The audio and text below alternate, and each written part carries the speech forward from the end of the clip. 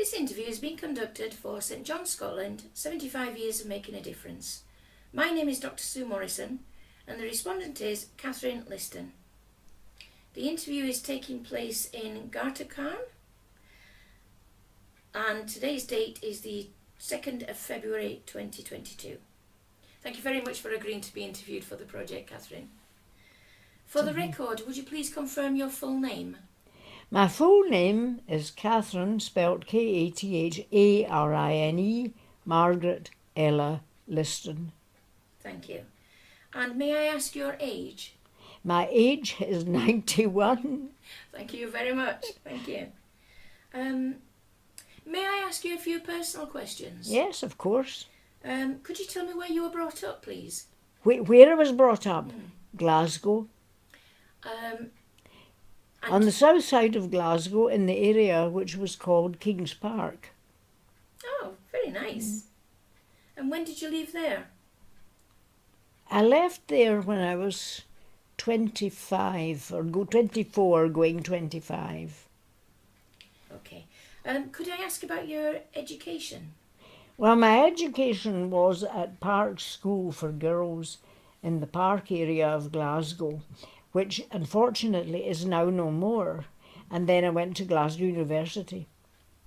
What did you study there? I studied mainly Latin and Greek, which of course is not really terribly acceptable nowadays.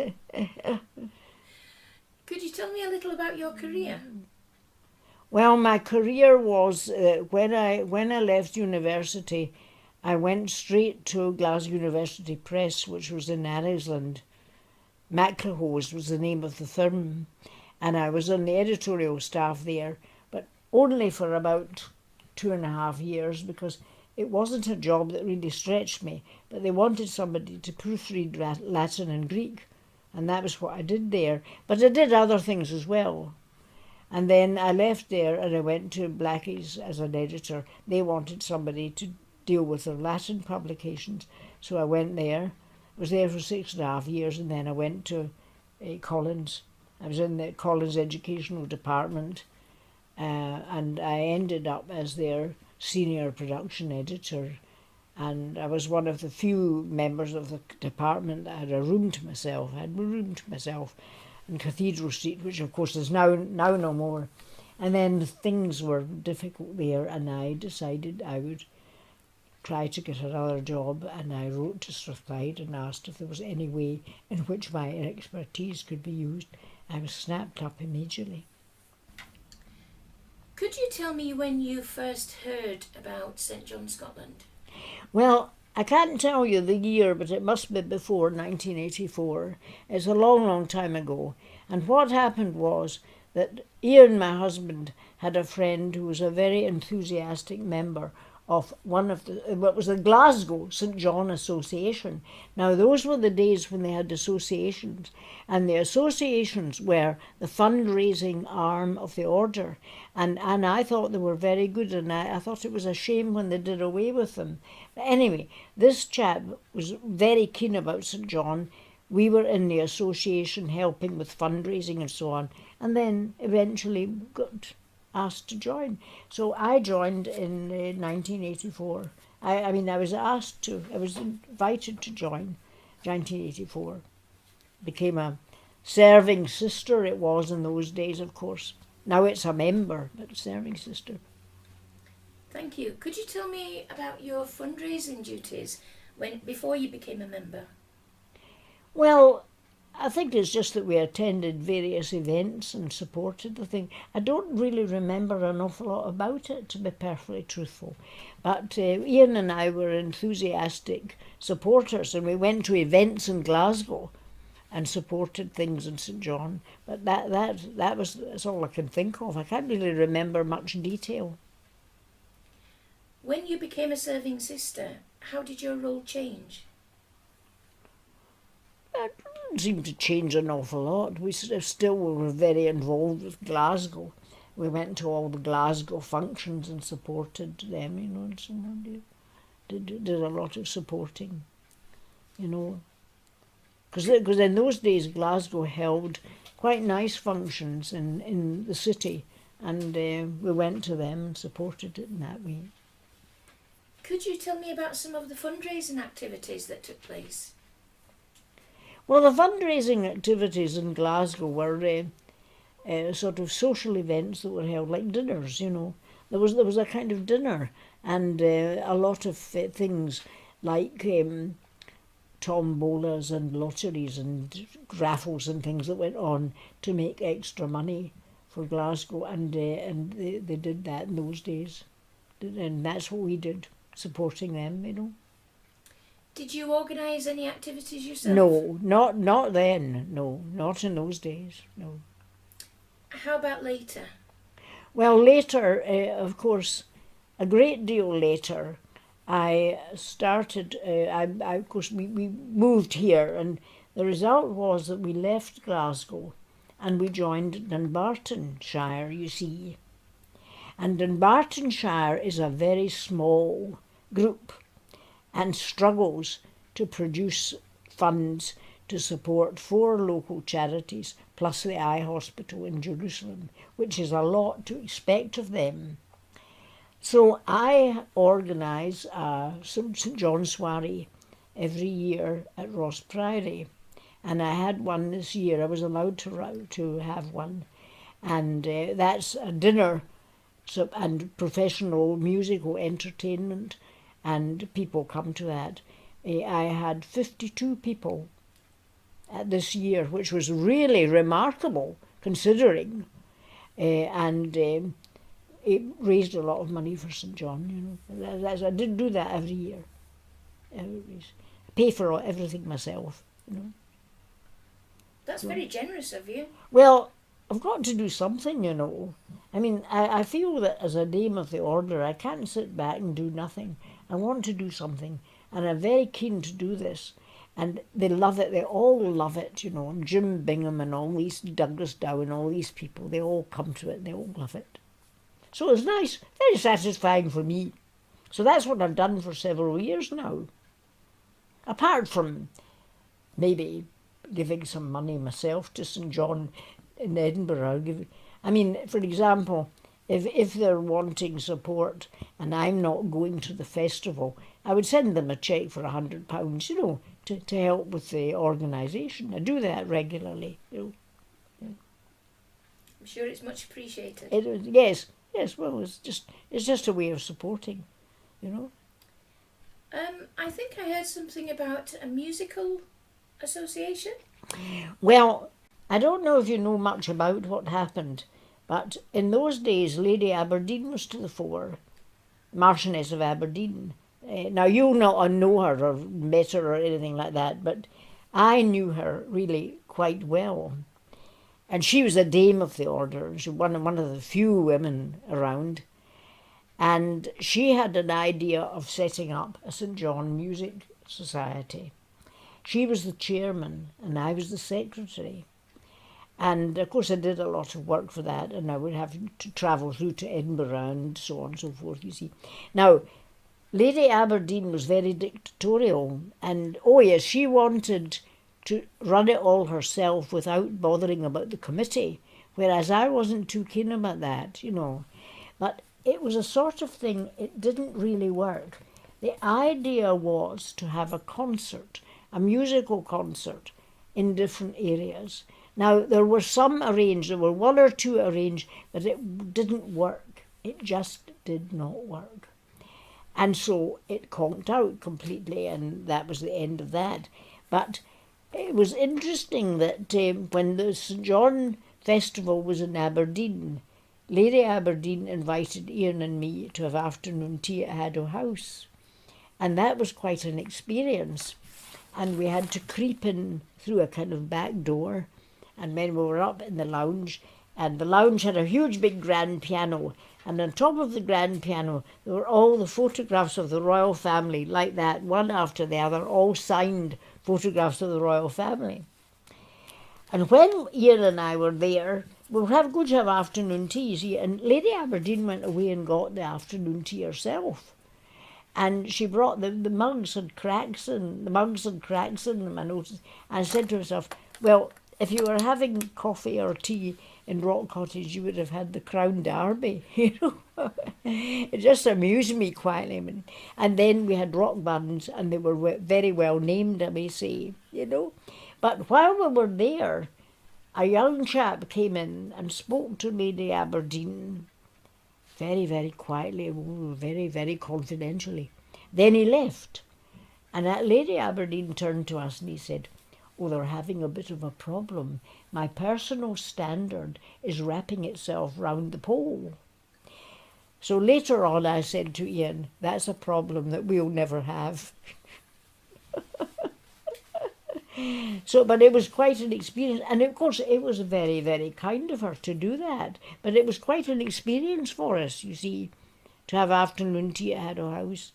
So anyway, that was it. And of course, she was wanting me to do all sorts of things about the music committee to bypass the members, but I didn't do that. But anyway, sadly, it all conked out because it didn't really work. But Could you explain why it didn't work? well, I think it was very difficult to get support in the different areas. I remember that Lady Aberdeen was very very friendly with Richard Baker. And Richard Baker came to the concert. I think it was Aberdeen. Well, people have got to go there. See, that was the trouble. It was difficult. Just didn't seem to work. We just didn't seem to be able to attract people to come to these different places for the concert. It's a bit of an effort for people to come. So it didn't work. You know. So it was sad for Lady Aberdeen, you know. I was quite sorry for her, you know. She of course was very, very musical, was involved in, I mean, she was a director of the Conservatoire in Glasgow, and you know, she was very involved in music all round, you know. What kind of fundraising activities did work in this area? Well, in those days I didn't know, you mean when I was living? Well, in those days, you see, I wasn't living here, I was living in Waterfoot, and there were no fundraising activities in Waterfoot at all. It was all Glasgow, you know. What were the activities that started once you arrived here in Gartacon? Well, I ran the soiree every year, you see. That was what I did for them, you know. And we had professional musicians.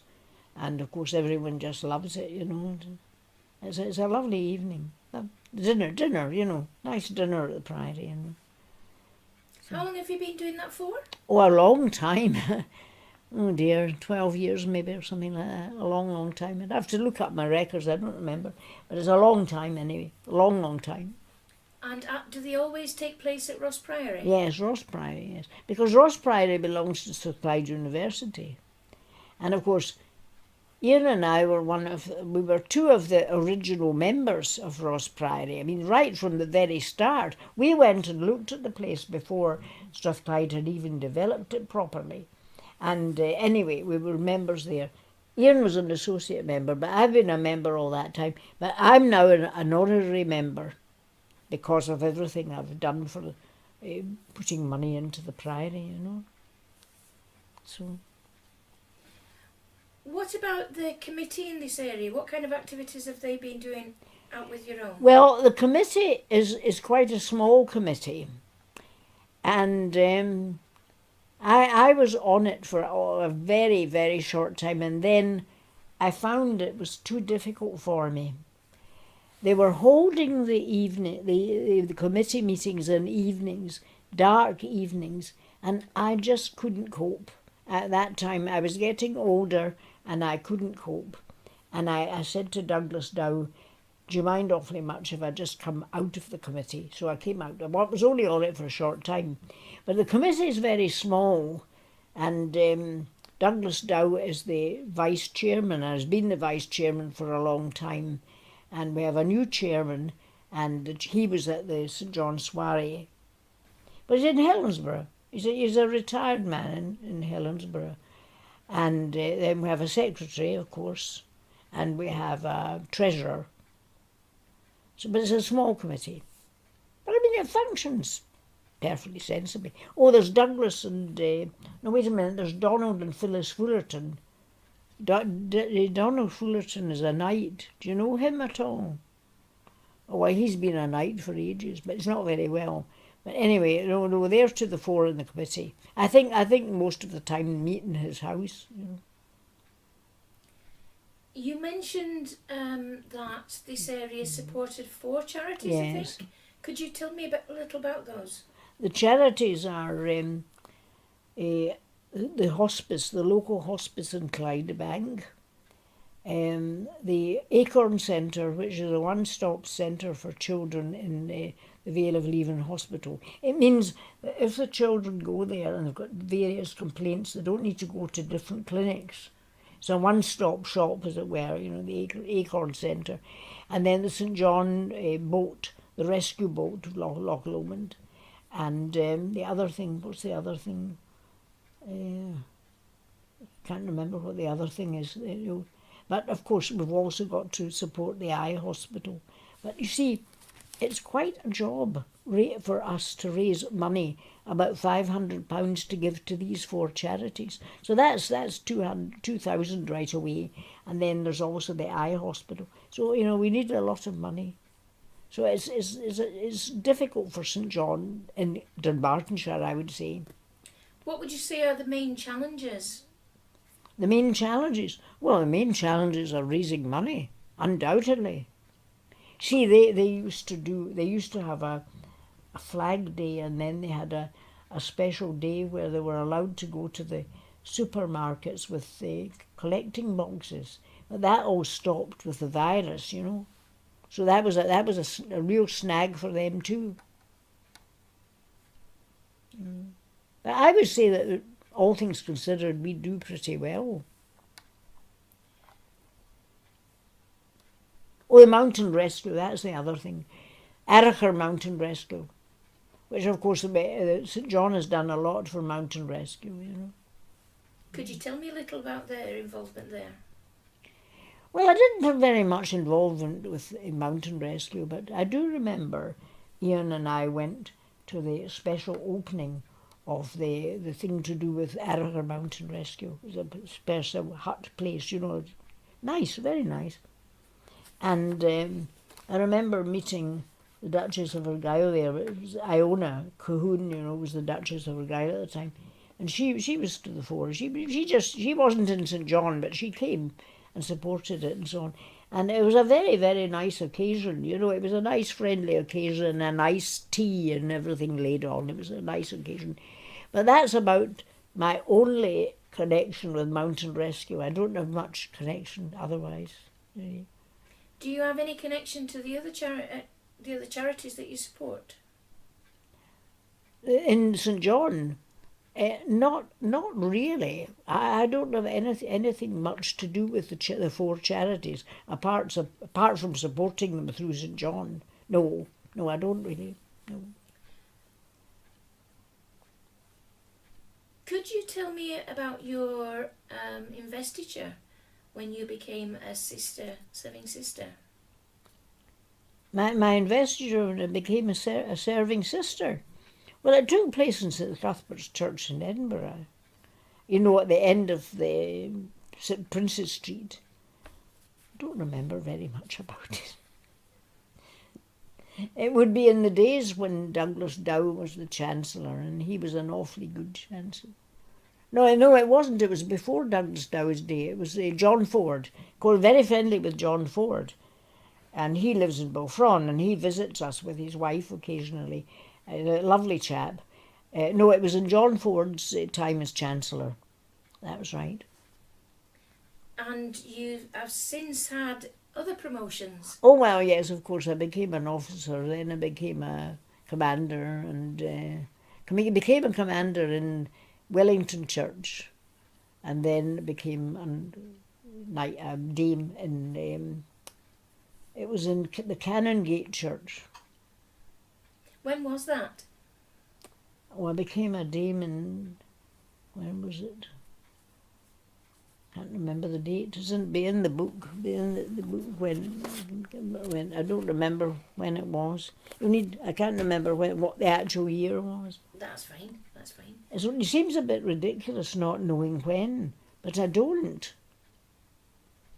And I mean, even at that time, it was quite frail, and it was quite an ordeal for me, even sort of processing out. I just wish I could put my mantle on and process. I wish I could do that, but I can't do it. So there you are. That's it. May I ask who nominated you for your damehood? Well, I don't know, and I don't think that people ever know, but I imagine it would be Douglas Dow. Definitely would be him. See, Douglas was my lawyer, and he was wonderful to me. He just was wonderful, honestly. The soul of honesty. He was so honest, and it was just wonderful. I just adore him. He's just very friendly with him, So I always get very concerned if I hear if he's having any operations or anything like that, Could you tell me a little about some of the committee members? About the committee members in here? Not a lot. As I say, there's Donald Fullerton and his wife Phyllis, who live in Helensburgh. Well, Donald Fullerton used to own the Helensburgh Advertiser, the paper. That was what he did. And he still has that sort of interest, I think, but he's not very fit at all. And then, of course, Douglas Dow, well, he was a lawyer in Stirling and Gilmer in Helensburgh. And as I say, he was marvellous to me. And I was very, very glad that he was able to function for Ian's estate. But he was in Stirling and Gilmer, and then he retired, and he was part-time. He would go in once a week. He went in on a Tuesday afternoon, You mentioned John Ford? Oh, John Ford, you know him? I'm interviewing him next week. John Ford is a lovely, lovely chap. Oh, lovely. Yes, I'm very, very friendly with him. He's just about everything you could think of. He was Chancellor for ages. He worked for the Prince's Trust, and he worked for the Civic Trust as well, and he was in the Trades House, and he was the Deacon Convener. And as Deacon Convener, you are also a governor of Hutchie School, the boys' school. Well, it's boys and girls now, but Hutchie School. So he was that, and he was chairman of the Western Club. You name it, he was it. And he was a great chap. He's lovely. He's so friendly and nice, and he's not snooty or anything like that. You mentioned or alluded to there being few women. Well, I imagine there's few women, because when I did process, there was only 3 women and all these men. There was me and 2 other women, and that was it. Was that in Glasgow? Yes, I suppose it wasn't. Yes, it would be in Glasgow, yes. And is it the same here? Is it the same here? Is it the same here in Dunbartonshire? Do you not have many women? Well, there aren't many dames, if that's what you mean. I mean, I'm the only dame there is. Yeah. And there's the woman who is the treasurer. She's not a member of St. John. She's doing the job. She will probably become a member, but she's not at the present moment a member. That's the way it is. People who are interested, they're interested in working. Then they work for St. John for a bit, and then they get absorbed into membership. What do you think could be done to attract more younger people? Oh, I have no idea. It's a thing that has exercised our brains for ages. I don't know what you do.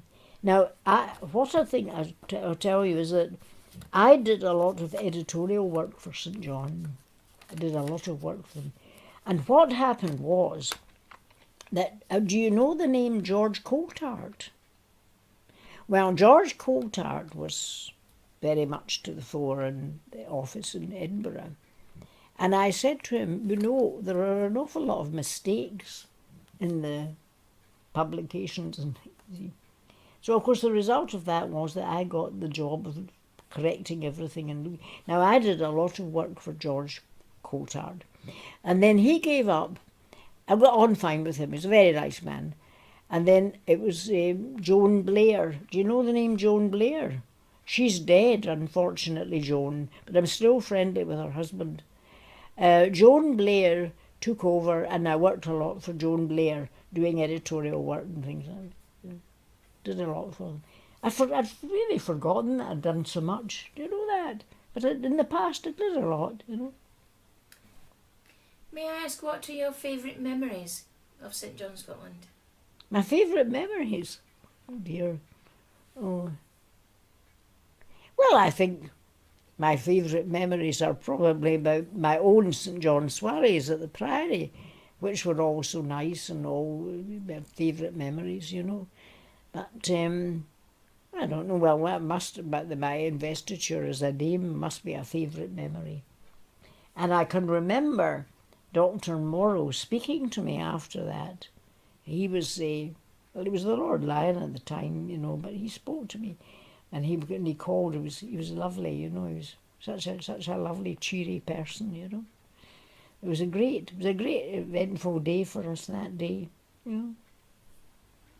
So. And you also know Gordon Casely? Yes. Now, I don't really know how it is that I knew him so well. I don't know how it happened, you know. I really don't know. But I'm very friendly with him. Of course, he was an eminent journalist, you know, and you still see his name quoted in the Herald. Things that he reports to the Herald. And of course, because it's Gordon Casely, they'll publish it. If I did that, they wouldn't publish it. Oh, he's a lovely, lovely chap, and he's been so nice to me and so supportive and helpful. Of course, I phone him a lot, you know. Is there anything else that you would like to tell me about your involvement with St John's? I can't really think of anything. I think I've covered most things, you know. I think I've covered quite a lot. What are your hopes for the future of St John? My hopes for the future? Well, I would just like to see it flourishing and being well supported and so on. You see, I'm not involved in all these sort of car things, you know, that there are other aspects of St John that I'm not involved in at all. But it's like everything else. You've just got to do your bit. And that's what I turned my hand to when I was here, having a St John soiree to raise money for the... So that's what I do. Do you think it's important that St John continues to fund local activities, local charities? Well, I think it is important. I think it is. There may be other people who don't think it's important, but as I say, I would be very sad to see it disappearing from the scene, you know. I would be, really. But anyway, but at the age of 91, I'm a little bit limited in what I can do. And that of course saddens me a bit, you know, because when I was much younger, I was doing much more. I was away in the train to Edinburgh and away up to walk to St John's House and working for them and all, you know. Oh, these days are all over. How often would you say that you went to Edinburgh? Quite a lot, because there were ongoing things, you see, that I was doing for George Coulthard, and then ongoing things for Joan Blair and so on. And I was very friendly with Miss Innes, who was Malcolm Innes of Eden's sister. She used to look after stamp collection and some things to do with the library in St John. I was friendly with her She was a right old spinstery type, but I got on fine with her, I used to save stamps for her, and I got to know her quite well, Did you help in the library as well? No, no, I didn't. I didn't do anything to do with that. But I used to know quite a lot of the knights, and used to know quite a lot of them. Who else did you know? Well, I knew Henry Tibbing, is it? I forget the names. I'd have to look at the thing again, But there were lots of people that I knew.